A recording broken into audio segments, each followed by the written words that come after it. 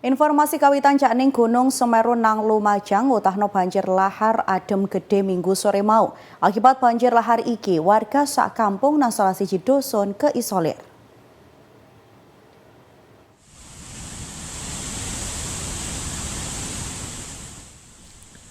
Banjir lahar Gunung Semeru nerak kali dalane lahar nang sisih kidul wetan utawa tenggara curah Kobokan Minggu sore.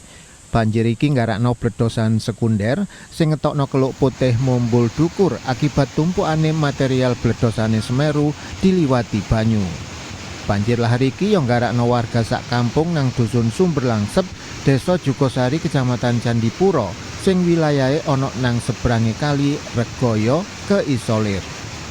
Warga gak iso metu teko kampunge, polai siji-sijine akses liwat-liwatane warga yaiku tretek limpas sing mentang nang tengah kali ketutup banjir lahar. Teko repotane Pusat Vulkanologi Mbarek Mitigasi Bencana Geologi utawa PVMBG nang pos pantau Semeru, banjir lahar iki kepitung gede. Amplitudo maksimale kecatet nyandak 35 mm. Banjir lahar iki kedadian sakmarine wilayah pojok Gunung Semeru digrojok udan deres.